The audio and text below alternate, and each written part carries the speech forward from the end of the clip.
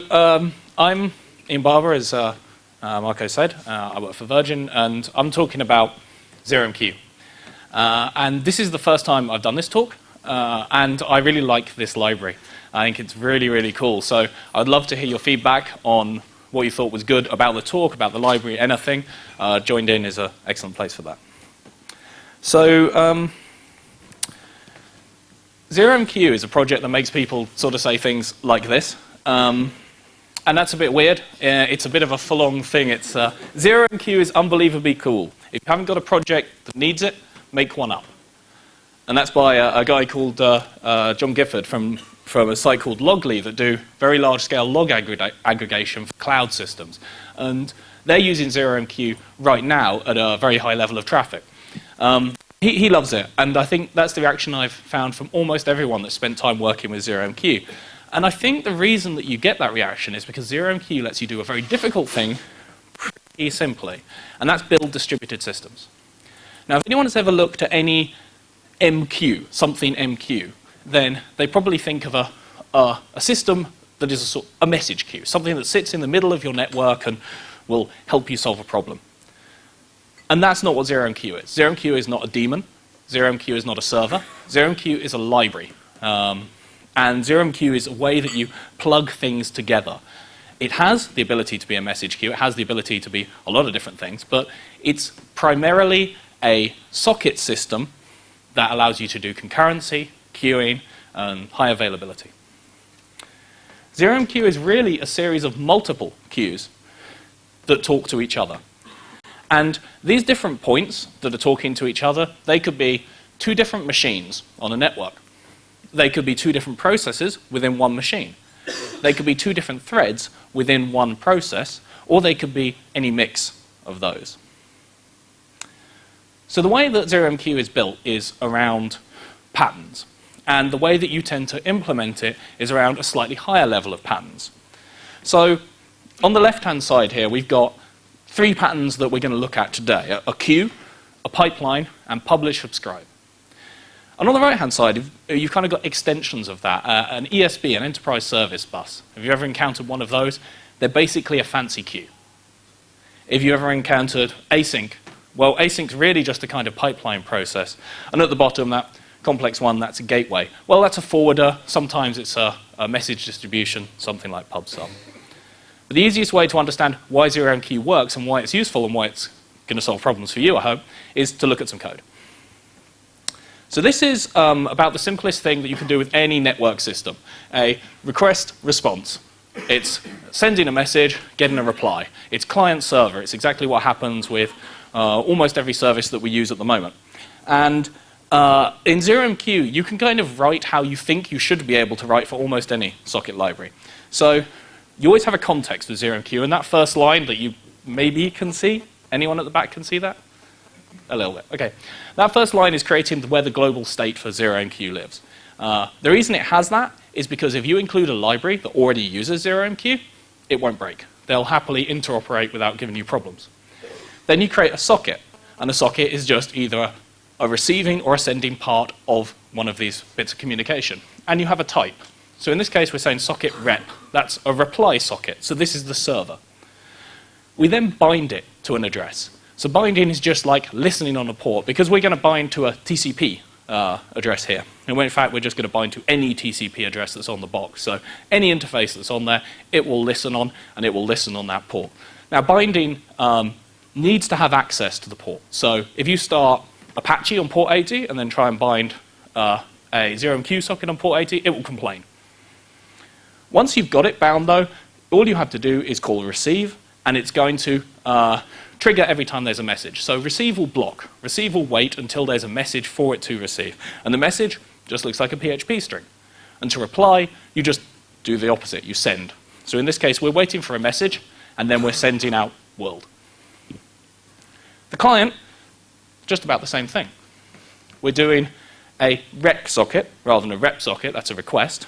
And we're doing a connect rather than a bind, because we don't control this socket type, we're just a client of it. So we're connecting to that socket. So if, say, we have Apache running on that port on there, it will still work. this connect is not going to do anything until it needs to send data. And the send and the receive just look exactly the same as the server case. It's very, very simple. And you're just, again, sending a string, getting it back.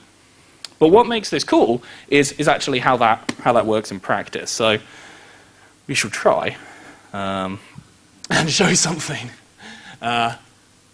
So here we have a request. So we're just going to run the request. This is exactly the code you saw before. We're just doing a... And this is just going to sit there happily, because at the moment there's nothing there to listen to that request. And hopefully... wrong window. We're going to run the reply. So this is the server. Again, exactly the same. This immediately replies. So ZeroMQ doesn't require you to start your stuff in any particular order. It will happily let you work as you need to. And it will happily serve multiple things. So if we down the bottom here, we've got a slightly different version of this request that's just going to let us define a name, and it's going to let us define a time. So effectively, all we're going to be doing here is sending messages once per second. So it's just bringing up a message here saying, sending second type, hello world. If we send another request through, it gets handled. You don't have to do anything else. It knows there are multiple connections coming in. It handles it. The nice thing about it is the way that it handles it if things go a bit faster. So if we do, well, something like this. So in this case, we're only going to wait 500 microseconds. So this one is going to send a lot more queries. In the middle window now, our server window, you cannot see any of the second thing. But if you look, the time's still ticking up, because ZeroMQ is not going to let one flood out the other. If there's a message waiting from this other connected socket, it's going to fairly queue it. So you're never going to be able to starve off one service, one client, by having a really busy client that's sending lots of data, which is really cool. It means that you don't have to worry about that kind of stuff. The library handles it for you. And we can bring it up and down in any order. We've got a lot of flexibility in terms of how we start and control our services. Yeah.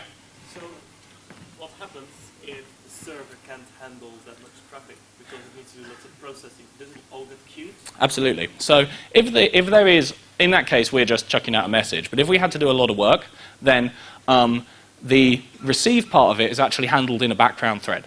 So the receive would be put onto a queue. So we will just sit there and queue up messages until we've done it. The client will happily be able to send. Of course, the question that you get then is, what if you just send too much? And you can control in ZeroMQ how much can be in the queue at any given point. And then on the sending side, when it cannot send anymore, it'll just block. So you can have your clients send as much as they need to up until the point where the server says, I can't take any more, and it'll block on the server side. So you get quite a lot of control in how you design that edge case, that failure case. So the other thing that's nice about ZeroMQ is because this is a library and it's using everything, you can write your servers in anything. This is an example in Python. I was going to do one in Java, but life was too short. So this is really straightforward. And you can see it's exactly the same thing, server receive, send in a message. It's just using a Python string. And that happily maps, because ZeroMQ doesn't try and do too much to any of the messages it sends. So ZeroMQ was actually developed by a company called Imatics. It's open source, LGPL. And they built it really for financial systems. So this is used for stock markets, for people doing high volume trading and stuff like that. So it's designed to be scaled across thousands of cores, handling millions of messages. That was its creative function. The PHP extension was actually developed by this guy, who's over there. And that's Mikko Koppanen.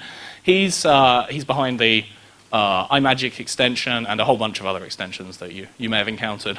And so it's a rock solid extension, works really, really nicely.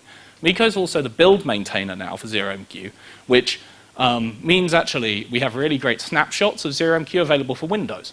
So if you ever look at snapshots.zeromq, if you happen to be working on Windows, there's great builds available there. For everyone else, about the best way to install ZeroMQ if you want to use it is to do the configure, make, install with the latest version of the website. It is in package management. You can get it in an Ubuntu PPA, you can get it in a Fedora repo, but it's a little older. This latest version came out on Wednesday and is well worth using. There's some really great improvements in there. To install the extension, you can do that straight through Pair. So if anyone can't see the the actual commands there, they are on the ZeroMQ site, zeromq.org, and also these slides will be up afterwards, so they should be pretty easy to get. So that initial communication we did, the client-server, that was pretty straightforward. It's not complex. But it did hide a lot of the stuff that ZeroMQ does under it. And it did also bring up this problem of, okay, so we've got messages going to this server, but what if the server can't handle all the load? What if it can't do enough processing in time? What if we need more than one server? What is the best way to do that? And that's really the classic message queue problem. And we'll look at that in a little bit, but first we have to understand what does it mean by message and queue. So messaging in ZeroMQ has a pretty specific set of things that go with it. A message is atomic. So when you send it, you receive it, or you don't. If it's 1 gigabyte long, you receive it, or you don't. You don't have to worry about that from a programming point of view. You get the message or you don't get the message. All the reliability is handled by ZeroMQ internally. That is not something you have to concern yourself with. And that message is really just a string of bytes. If you've done any TCP socket programming, you might be used to a stream of bytes. So you've really got to work out where it ends, where the client's not going to send you any more. That is never true in ZeroMQ. ZeroMQ knows how long the message it's sending is, and you do not get any more than that. So you can just receive, you get your whole message. And it doesn't do much to those strings. It will put a very small framing protocol around them, but if you send a 10K message, what will go on the wire is a bit over 10K. If you send a 10 meg message, what will go on the wire is a bit over 10 meg. So it's very efficient. It's not going to add a lot of stuff and a lot of overhead because it's used for these very high volume financial systems. And finally, it's multi-part. And that doesn't sound like it's necessarily so much use when you can just send whatever, because people would use JSON or Google protocol buffers or whatever they want to actually send messages. But multi-part is useful because ZeroMQ itself can use the different parts of the message, which lets you build things like envelopes, which are very useful for routing, which as you get into more complex systems, allow you to send messages different ways from within ZeroMQ. Queuing is the other part of it, and both of these things are queues. So we have a post office queue. People are waiting in a snaking queue to go and speak to someone at a desk. And that's a very traditional queue. It looks like a bad thing because there's a lot of people waiting, but it's a good thing because if everyone went to the desks at once, the tellers wouldn't be able to serve anyone. There would just be too much going on, everyone would be shouting at them. So this is actually restraining the amount of work that's available to them to the amount they can handle. So only one person is being dealt with at a time. So this works, but it means everyone's having to wait. They're having to sit there because they need a reply. The postbox is a queue as well, and maybe the postbox is a better queue. Because with a postbox, you just go in and drop your letter off, and it's done. You don't have to wait for a reply, you just drop it and you leave. And the postbox is only finite. It can fill up, and I'm sure you've seen around Christmas, sometimes postboxes do fill up, and you just simply can't put any more letters into them. That can be solved by having someone visit the postbox and empty it more regularly. But the postbox is providing a buffer, and that's another kind of queue. And in ZeroMQ, we have queues kind of built in. So whenever the client is sending, it can queue stuff. So you can send right away. It can just queue on its internal queue. And on the receiver, we will also have a queue. But sometimes we want something in the middle or extra queues to allow us more flexibility. Because queues really are the basis of being able to do things asynchronously. If you've ever written much JavaScript, then you'll know that when you do a callback, you do an AJAX function, you just do it, it just goes. It happens immediately. That's what asynchronous means. You're not waiting on what that resource is doing, but there's still limited resource. In this, I just had a little JavaScript that was just going away and doing an AJAX call to a PHP script that just slept for 10 seconds. Didn't do much. But I would do 20 of them. From my point of view, from the programming point of view, I can just go call. It's fine. But underneath, Firefox will only send 6 at once to a given domain. It has a limited resource it can use. So it has to hold the others in a queue until it's ready to process them. This means that we get nice flexible behavior, even though the engine underneath is doing something more complex. And that's exactly the kind of thing we want to be building into our applications with ZeroMQ. So ZeroMQ architectures are about building lots of smart edges, things at the end that do stuff, clients and servers and things that know stuff. And in the middle, having a lot of dumb things, a lot of dumb queues, a lot of dumb routers, stuff that can send messages and hold messages and not really process messages, much like the internet. The idea is that you can take a sending part and a receiving part, and you can drop stuff in between it. So here we're dropping a queue in between it, and most of the time when you look at traditional messaging middleware, message queues, they'll look like this bottom option. There'll be a queue in the middle, and the queue will have stuff sent to it, and it will go out. But that means that you've kind of got this big, hefty device in the middle of your network, which is not always what you want. With ZeroMQ, because it's so easy and cheap to build a queue, you often put the queue, well, let's say you have one machine that has a local queue, everything's pushing to that, and then it's talking to a server. Or you have a server with a bunch of workers on it, and they have a local queue, and everything's pushing to that. Or you have both. It's very, very cheap and easy to build them, so you don't have to worry about chucking extra ones in. And the queues itself is very straightforward. So this is the sort of canonical message queue example. It's a little bit more complicated than the other one, but not by much. We're connecting two sockets. So we're connecting a front end, where we're going to receive from the client, and we're connecting a back end, where we're going to send out to all the workers. And just like before, we're binding on some TCP ports. We're using a slightly different socket type. Rather than using rec and rep, we're using xrep and xrec. And these work in the same way. They'll let you talk to reply and request sockets, but they're a bit more intelligent. So xrep is a kind of router. When it gets a message, it will put it in an envelope using the multi-part thing so that it knows where to send the reply back to. And xrec, is a dealer. So it will automatically distribute between all connected peers, which means that you can do exactly what you want to do, have any number of clients, any number of servers, and they can all just plug into this point. We're going to use a poll in order to let us listen for anything that's happening, because before we were just doing receive. So receive is fine, but receive is going to block. So let's say we're receiving on the front end, nothing happens, but we can have replies coming back on the back end, we wouldn't know about them. So poll lets us basically listen on both of those sockets at the same time. And then finally we got a couple of flags, because we have to detect whether these messages are multi-part, and ZeroMQ does that by just having a couple of flags you can check. They just say mode, send more, and sock opt, receive more. So the actual code, it looks a bit long, but actually this whole block is exactly the same as this whole block. You can about half the length of this code, but it's just to make it a bit clearer. At the top, we're looking for any event. So we're just going on our poll and we're saying, if I hear an event on the front end or the back end, let me know. When we get it, we say, if it's a front end, we receive all the parts of it. So we have a little do-while loop where we're just picking out each part. And then we're just going to send those out to the back end. So all we're going to do is shuffle messages from the front to the back. And then the other bit, we're just shuffling messages from the back to the front. All the clever stuff of routing it back to the right place is handled by xrep. All the clever stuff of pushing it out and load balancing amongst available workers is handled by xrec. So that's very, very simple for us. Now, the poll is kind of a cool part of this. And polling is a lot more interesting than just being able to listen on ZeroMQ sockets. When you poll something, you can poll anything that in Unix has a file descriptor, which is anything, really. So we can have a poll that's listening on ZeroMQ sockets, that's listening on a network socket, so we're waiting for some TCP data. Or we can listen on standard in. We can listen on almost anything. So this is a little example where we're going to do a new socket, so we're just listening over ZeroMQ, of a pull type of pull socket. We'll look at that in a little bit. And we have a standard in. So we're just going to do an fopen on standard in as you would any time you just wanted to receive console input. The poll is then going to add both of those. So even though only one of those is a ZeroMQ socket, we add them to the ZeroMQ polling function with no problem. And then finally, we're just going to echo out which one it is. So, hopefully,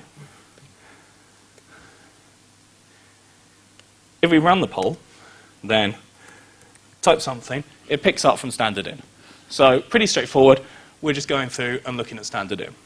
Then we have another little script over here, and all this is doing is pushing to that ZeroMQ socket that we saw before. All this code, incidentally, is up on GitHub. There's a link at the end, so you can take a look. So we can just do hi, and it comes across ZeroMQ. So this one poll loop can easily look for events happening anywhere else. So if you had a file that was being updated, you could look for events on that file. If you had another sort of stream that you needed to see whether anything was happening, you could easily do that through ZeroMQ as well.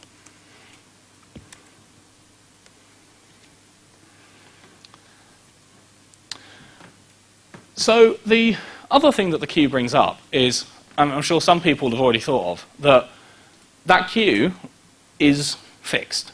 It's a stable point in the architecture. And whenever you're looking at building a large distributed architecture, you have to think about what's stable and what's unstable. Now, stable sounds like the good thing, but stable is equivalent to limited or fixed or single point of failure. Unstable sounds like a bad thing, but that's dynamic or elastic. It's a good thing.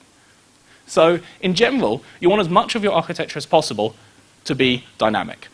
And in our queue example, all our clients, dynamic. They can come and go as they please.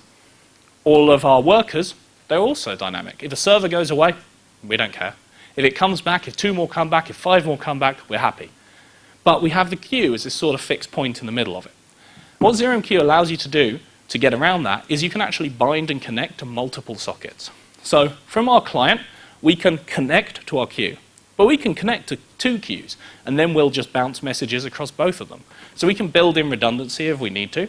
But it's also always worth considering when looking at one of these architectures, which bit's stable, which bit's fixed, and which bit's dynamic, which bits are we going to be able to scale elastically. So the little polling request there used the pull socket. And the pull socket is part of a pattern called pipelining. And you can see that's one-way communication. So this is very common for work distribution. Anytime you're pushing work out to be done by a bunch of workers, you're in fact sending one-way messages from a server out to a lot of workers, out to a lot of clients. You don't want to reply, you're just sending it out. Something like a MapReduce framework really is doing that. You're firing off a lot of mappers, and then they're going all into a reducer. They're sending data one way. And that's something that we can do with the pull and push socket types in ZeroMQ. So let's say that we wanted to do something like, it could be sending a bunch of emails, because we know that email sending is kind of slow. So we don't want our one PHP process to be doing it. We want lots of PHP processes. But if we have that, we have to send work out to them. In this, we've got a bit of a simple, it's just going to count up a string length. But what we're going to do is spawn off a bunch of workers. So all we're going to do is just fork and run a PHP worker. So this script will start 10 instances of the work.php script. And then we're going to set up some sockets. We're going to set up a worker socket, which is a push type. So we're going to be sending it out. And we're going to send up a control socket, which is another push type. So we're going to be, this is sort of us sending messages out to whoever's listening. And we are going to bind both of those. But rather than binding them to a network port as we were before, we're binding them to an IPC name pipe. So this allows us to do very fast, basically across memory communication on almost any Unix system. There is a Windows name pipe support in ZeroMQ coming probably in the summer. This needs to have a file location that the name pipe will go through, so we're just putting a couple in temp. But this means that this is all going to work on one machine. So rather than working across the network as we were before, we're now distributing work just within one machine, because we know that we just need multiple processes because they're going to be waiting, not because we need to fan out to lots of different machines. But if we did need to fan out to different machines, this would be easy to replace with TCP. All you have to change are those 2 bind lines. So then we're going to do our actual work, and all that's going to do is read in all the lines of a file and just send them through that socket. And that socket will fairly distribute to all connected workers. So we know that each of them are going to do about the same amount of work. The work is pretty straightforward as well. All we have to do here is connect pulls to the pushes we connected before. So we have a pull for our work socket, we have a pull for our control socket, and we also have a push out to our results. So we're sort of fanning out from one point to many workers, but then we want the results to fan back in to one result collector, which we're going to call sync. And all of these are connects. So because they're connects, this is not a stable part of the architecture. This is unstable, this is dynamic. So if we want 20 workers, no problem. They're all connecting to things, they're not binding to any of them. We're going to use a poll again, but in this case we're not polling both those sockets. We're going to use the poll so we can have a timeout. And actually doing the work is very, very straightforward. We're just going to do a poll. If we get a message, we're going to receive. And the main reason of having the poll is that we can have a little timeout there. And if there's no messages for a while, the poll will time out, and we'll go and see if there's any control messages for us on the control socket. And we're doing that just so that we prioritize the work socket ahead of the control socket. If the control socket, we don't want to be sitting there waiting for a message because we're using receive. So we're just going to pass it a flag that says don't block. If there's a message waiting for you, give me it. But if there's no message waiting for you, just exit. And what it'll actually do is chuck in an exception. So we'll catch that. And then finally, we got the sync. So all we were doing in this thing is just calculating the string length of the message that was passed in. So it's a trivial bit of work. And here, we're just going to connect two sockets, the result socket and the control socket. And we're just going to do pretty much the same code as the worker, pull everything in, and when we get the control message saying, end, you're done, it'll just output the total length. It's not that interesting to see that one run, so it's just a little bit of output. All it will do is start the workers, send the messages in and out, and collect them. Now, this is a pretty trivial example, and you could use something like this, maybe for doing something like sending emails. But real pipeline systems tend to get a lot more complex and have a lot more sockets, because what pipeline gives you is the ability to fan out and in at any point that makes sense for you. So let's say that you have some sort of image processing pipeline. All the different parts of it are going to have different requirements. So you might start with images are uploaded. So images go into a certain point and they're uploaded for processing. But you then need to scale out so that you can re-encode them, maybe from one format to another. That's taking a bit longer. You need more machines, so maybe you scale out across TCP. Then you need to fan those back in, because you're doing some quantizing, which is actually just happening on one machine. It's a lot cheaper. And that's maybe 2 processes on a single machine. You might have a validation point, and you insist everything going through this one process for validation. And then you fan out and go to some watermarking. This is the kind of thing that you can do, putting together a lot of different steps and a lot of different scale requirements very easily, because at any given point, you're just connecting to a socket and sending a message across it. And that message can even be the image. We don't have to go out to another file system if we don't want to.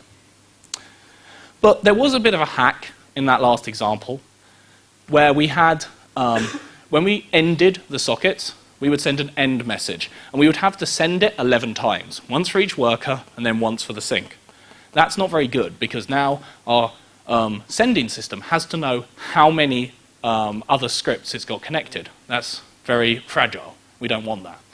And it has to do that because when we send, say, from our validator out to here, if we send one message, it will go out to one. The next message to the next one, next message to the next one, and so on. It's only going to send to one node at a time. And what we want is to be able to send the same message to any number of nodes at a time. And that's what the pub/sub, publish, subscribe pattern is for. It's kind of like it's a broadcast message. And much like a radio broadcast, pub/sub, you can just send stuff out to it. If no one's listening, the messages just disappear. So it's not going to wait for someone to connect to it to send some messages. It'll just let you send them. If anyone's listening, they get them. If they're not, they don't. So the kind of example that makes sense is something like a web chat. In a web chat, you've got messages going into a point, and then they need to be distributed out to all connected clients. So I knocked up a little one just using a forever iframe, but obviously if you're in the HTML5 and CSS3 thing, you'd probably be using WebSockets or JS sockets or whatever you want. I mean, what you communicate to the client with doesn't make a great deal of difference. Because the architecture is roughly the same either way. You're going to be sending a message from one of your clients. So down here we've got perhaps our web clients. They're going to send a message to a server that's going to fire it off to this distribution point that's going to distribute it to all of its subscribers, and they're going to push it over to their connected web clients. So the server is really easy. So all we're going to do is have a pull socket. So like the pipeline example before, we're just going to collect work in, and then we're going to publish it out a pub socket. Simple. The sender, this is a one-time script. So this one has got a while true in there. It's just going to loop. It's going to wait for new messages to come in. It's going to send them out the pub. The sender is a one-time. It's going to create a socket, connect it to a port, and fire the message across it. And we can do whatever we want in here. I mean, it's doing a little thing to say someone has joined, but it doesn't matter. It can process it however it wants. It just needs to connect a push socket to the port it knows about. And then finally, you have the chat script.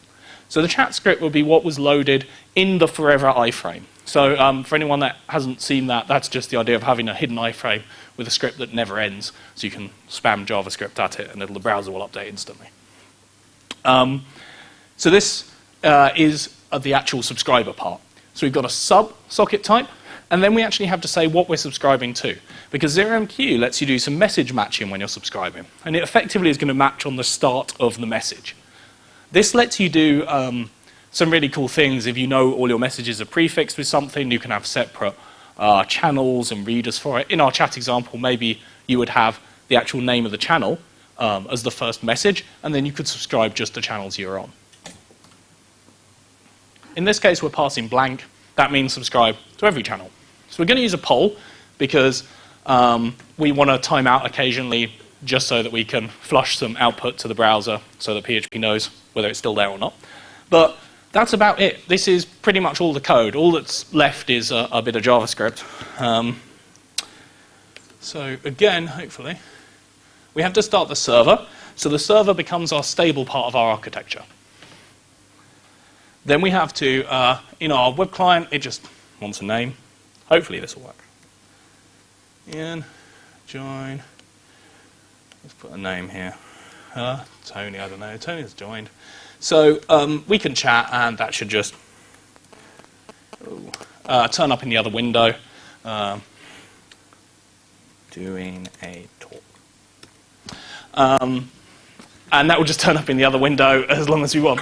It's pretty straightforward bit of code, but this will scale really nicely because our publisher here is doing so little work. You're almost never going to be able to overhit that unless you're pushing a lot of messages in it. And even if you do, you can have your subscriber connect to multiple publishers. And so it can receive messages from many servers, and you can easily build a ring of them by having another push-pull pair that can let you sync up between them. So let me just kill off the subscriber there. So another thing you can do, because you've got that subscription filtering, is actually invert the whole thing.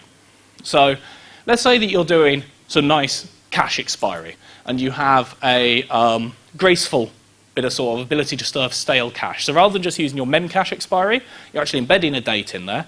When that date is hit, then instead of deleting it from the memcache, it continues to serve the old data, but sends a message saying, hey, I need new data. That's really good. It means it's going to scale better. It means you're not going to suddenly have a cache stampede if all your stuff expires. So we can use ZeroMQ to do that messaging between them.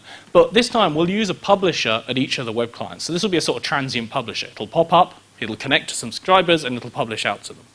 And we can have different subscribers for different types of data. So let's say that your user data is stored in a relational database, and your document data is stored over in a NoSQL. And you've got totally different hardware, you've got different demands, different requirements. You just want to balance it a completely different way. You can easily do that by just having a different subscriber for each. So here we're going to use improc. We're assuming everything's on the same machine. You could use, interprocess, because we're assuming everything's on the same machine. But we could easily use TCP or anything else. And we're just going to send a message out. And our message is going to be two parts. So the first part is what kind of data, and the second part is, maybe an ID. This is just generating some random data for us. The subscriber then, for each, would have code that looked something like this. We'd subscribe as before, and we'd set the socket option to what we wanted to subscribe to. So here we're just subscribing to everything that starts with users. So we've got that message on the top that says users. We know we can pull that, clear our cache, and process normally. And we will never get a receive if that subscription doesn't match. We will never get into, we will just sit here until we get a message that starts with users. If a million messages go by that start with something else, we don't care. We don't know anything about it from the programming point of view. And we're binding this. So even though this is a sub-socket, we're being the stable part of the architecture. We're going to do the bind. And that's absolutely fine. There is no restrictions over which one connects and which one binds. You can do it any way around you want. If you want to have your reply sockets connect and your request sockets bind, it's fine. ZeroMQ does not limit you in any way. But there is something a bit annoying about this. And the slightly annoying thing is that, let's say you've got users and data, your document data, and you want to add a third one. Well, all your clients now have to connect to that as well. It would be nice if they could just send it out. And they can, but with a different type of transport. So we've looked at interprocess. So that's two processes talking to each other. And we've looked, many processes. And we've looked at TCP, which is usually different servers talking to each other. But there's a couple of other transport types built into ZeroMQ. Inproc, which is basically threads talking to each other within the same process, and PGM. So you can't see that. And PGM is a multicast option. So PGM means you send one copy out and many receivers can listen to it. That's really cool, and it's really cool when you need a lot of data volume. Because if you, let's say that you're sending out pub sub like we were with a chat client over the network. So I send to one person, and I'm sending, I don't know, a meg of data a second. Now I send to a second person, I'm sending 2 meg of data a second. Third person, 3 meg of data a second. All of this stuff is going to add up, and maybe I can flood out my own network if I have enough traffic. The kind of people that have enough traffic are people like social networks. So if you're doing social networks, you might need to have something that's collecting events. So you have people commenting and tagging and uploading. All of those things are triggering events. And then you have lots of people that, kind of like the chat example, are subscribing to those events. They're just going to have their page and they want it to update as the events come in real time. So to do that, you've got to push a lot of data out. And what multicast does is rather than having the messages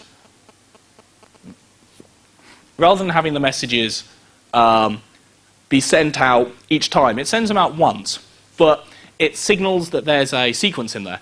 If that sequence number is missed, effectively, the client calls back and say, hey, I didn't get that one, and it resends it for within a window of resending, which allows you the amount of network traffic you use to be significantly lower than if you were sending a copy out to each one. So the kind of architecture you might use for something like this is, let's say that you have an event publisher there, and you have lots of clients sending stuff, people tagging things all over the place, many machines pushing into this one hub, and then it's using multicast to send it out. So it doesn't matter how many connected racks or servers or whatever, it's just sending it out, and they're all going to listen on it. And then each of them has another redistributor. So this is going to listen on that broadcast, and then rebroadcast it within the machine or within the rack or within whatever unit you choose to do, within the data center. And then it can have multiple subscribers on it that will actually filter the subscriptions down to the stuff they're interested in. So you might have, 1 million user IDs being pushed through the event pub, and each subscriber at the end really only caring about 150 or whatever the average number of friends someone has. So you've got many, many less being worried about here, and you just want to have that work pretty transiently. And this is something that is easy to do in ZeroMQ. So here we're going to do our event publisher. So this is just like the chat server we had before. We're going to pull in messages on a pull socket, and we're going to publish them back out.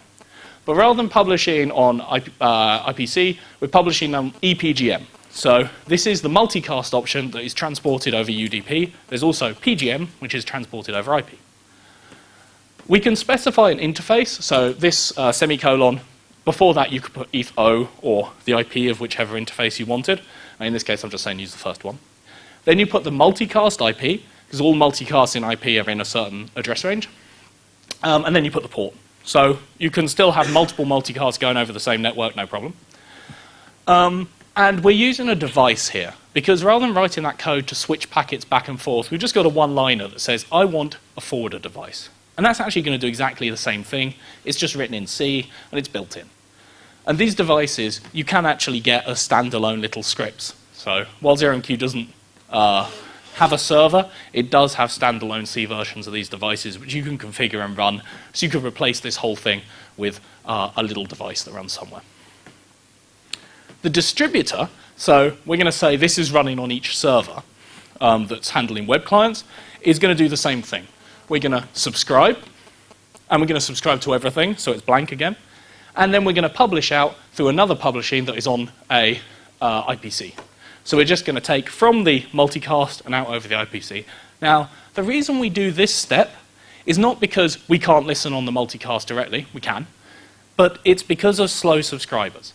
So if one of our web clients goes wrong, or someone commits some dodgy code, and it starts taking a long time, this one is going to have to hold more data to be able to publish it out if we decide we want pretty reliable delivery. So if we have a problem, we want that problem to be on that box and not all the way back to our central distribution point, because that's got to keep going. It's got to keep throwing data out, because it's not just web clients that are listening, it's the database, it's analytics, it's lots of other important stuff. So we have this extra step in there. And again, that's the idea of ZeroMQ. You build in as many little hops as you need, because they're cheap and they're simple. And then here's our fake client. So our fake client is just going to subscribe to 100 different random IDs. We can easily just do this subscribe as many times as we want.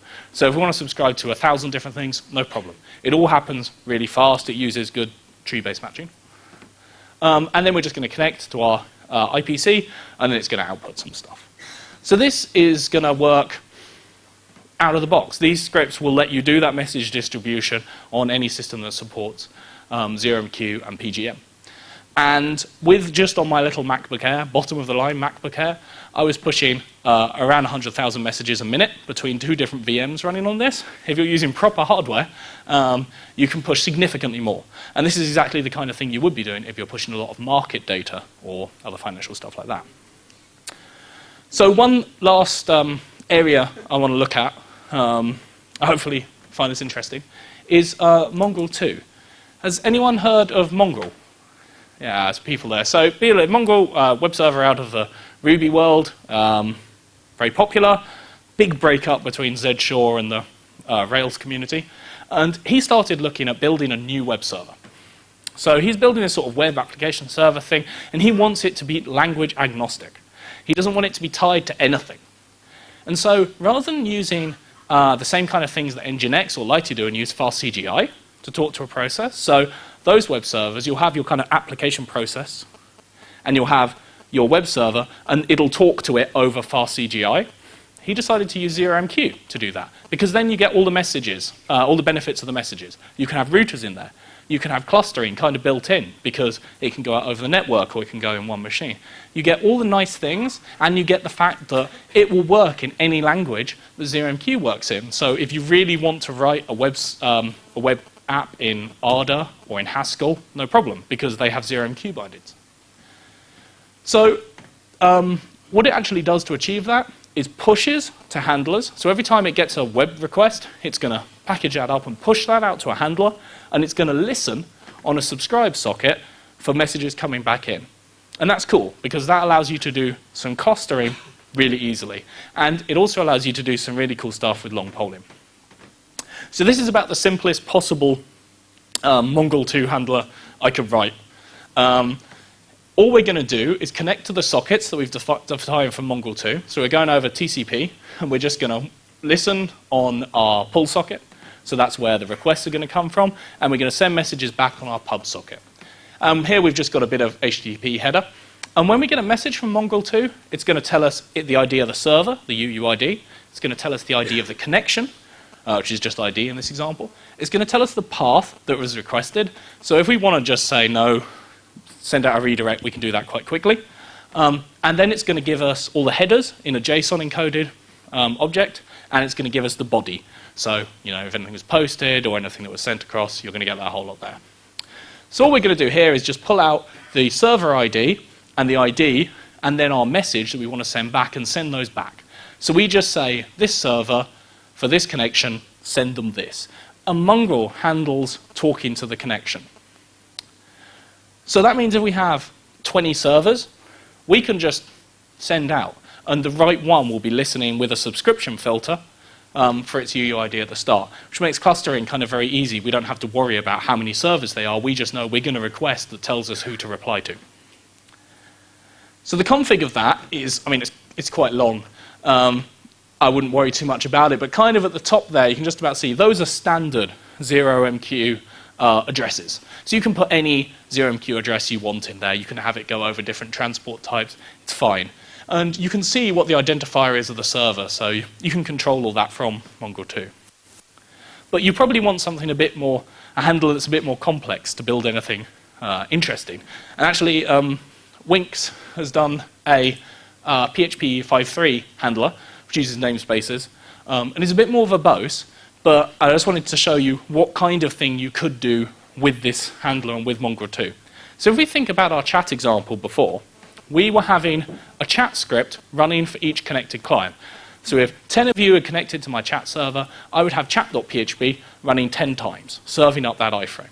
That's fine, but if I'm running, say, 3 megs of memory per process, then that is going to run out eventually. I can only serve so many. But I'm not really doing anything most of the time. I'm just listening and sending messages out.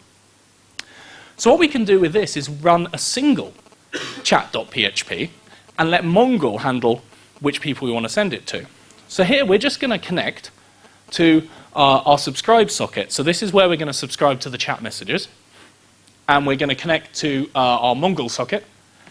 And that is we're going to poll both of them. So we're going to be looking for any messages coming from Mongo or any messages coming from the chat server. And then the actual work of it is just this loop here. So down the bottom, if we get a message from Mongo, we're just going to get the sender out of it and we're going to store it. So we're going to have a list of all the connected people. And sometimes it's going to send a disconnected messages. If the client goes away, it's just going to send us a disconnected message. So we're going to remove that ID. So what we're going to have is an array with all the IDs of people connected. Then at the top, if we get any messages in from our chat server, we're just going to put it in the JavaScript as before and send it to all of those IDs. So we send the one message and we just say, we'd like you to go to these 10 IDs, and Mongo handles firing it out to the right servers. So that means our memory usage to run this chat server has just massively diminished, and we can serve many, many more clients. And because Mongo's event-based, pretty efficient, it doesn't really use up a lot of space either. So that's about it from me. There are some helpful links here. We'll do a bit of questions after if anyone had any. ZeroMQ is the community site. Have a look, see if there's anything interesting there. The Z guide is the best thing to look at if you want to learn more. It's an in-process of being written book that is going to tell you all about ZeroMQ, all about reliability patterns, and really get into the details of it. The code from this talk is there on GitHub. I will put the slides on SlideShare, and that link will be tweeted about. And I'd love it. Please do feedback on joined in. I'd love to know what you think of ZeroMQ, the talk, and anything else, because I think this is a really great way of building systems that do more than just the regular LAMP stack. I think it's the easiest way I've encountered, and I really hope it's going to do something for you. So thank you. Any questions? Okay. That last slide you put up for the chat server. The last slide you put up for the chat server. Would I be right in thinking you could have multiple ones of those running simultaneously? Yeah, absolutely. And it would just send to one of them. So if one of them did crash, another one could pick it up. Yeah, I mean, it's very easy to do that in almost any sense of you have multiple bits of redundancy in there, because ZeroMQ will just happily let you connect as many as you want or bind as many as you want. You can just fire in, you can just have multiple of the same thing running and you get your redundancy. So anytime you've got a stable part like that server, just think, oh, I need two. So fine, just have two. And all the guys listen on both. Yeah, absolutely. Great. Cool. I think, yeah. Is there anything built into ZeroMQ to monitor the queues itself to find out whether they stack up or not? There are a few mechanisms in ZeroMQ. So part of the general architecture of ZeroMQ itself as a library is that it does not want you to worry about what it's doing. So it doesn't want you to worry about whether the client's there or server's there or not. It'll just deliver it when it can. So for its internal queues, the ones you get built in when you're sending or when you're receiving, the only monitoring you can do is by setting a high watermark, which is the maximum number it will have in it, and by setting a low watermark, which is when it will start accepting things again. If you're building a queue like the one we saw that was just swapping packets back and forth, messages back and forth, then yeah, you can easily put in more monitoring there. You can easily do whatever you want. Mikko actually has a bit of a project he'd started on, which was saving off the messages into Kyoto Cabinet, so that you can get a copy of them somewhere. You can easily add that kind of stuff in because you've only got really 4 or 5 lines of ZeroMQ code, and after that it's application code. Cool. Anyone else? Is there any form of persistence for the queues? So if the stable part becomes unstable and falls over? Yeah. In general, no. So you can, when you hit that high watermark of having too many messages, you can set up swaps so it'll write to disk, so that you can allow yourself to handle more messages. But built in, there's nothing in there to, say, save them to a database or save them out to a file, that kind of thing. One of the reasons behind that is that if you have big chains of these things, they break. They break because someone's going slow and your persistence isn't quite good enough. So reliability is very, very tricky on that point of view, because let's say that you wanted to be sure, hey, my queue will definitely have the message. You send the message to your queue. Well, the only way you can be sure it has it is if it does a reply. So you'd use a request reply. But what if your network loses that reply packet? It might actually have it. So you then maybe have to, if you don't get that in a certain time, send again, and you can actually really slow down your whole system, trying to build in more and more reliability. So it went with another quote from John Gifford, actually. He said, ZeroMQ goes with the sort of Formula One philosophy. Start with something fast and make it reliable, rather than start with something reliable and try and make it fast. Yeah.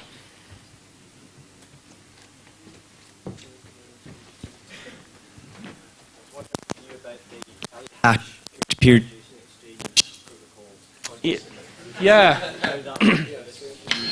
I must admit I don't. So the question was whether I knew much about the telehash, peer-to-peer, which is, I've forgotten the guy's name, the guy who came up with, yeah, XMPP. I don't know a lot about it, to be honest. It's likely to be cool, because XMPP is pretty cool. There are other protocols that do messaging systems, and sometimes there are things that can talk both. Like, there is a protocol called AMQP, which is the Advanced Message Queue Protocol, and that's a lot of banks use that. And like, you can get something like RabbitMQ, which can talk both AMQP and ZeroMQ, so you can kind of build stuff in together if you need to. But no, I don't have any specific stuff about telehash, unfortunately.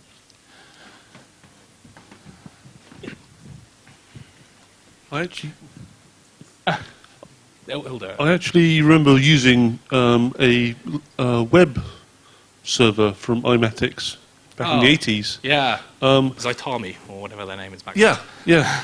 And AMQP was actually written by the same people. Yes. ZeroMQ is AMQP done right.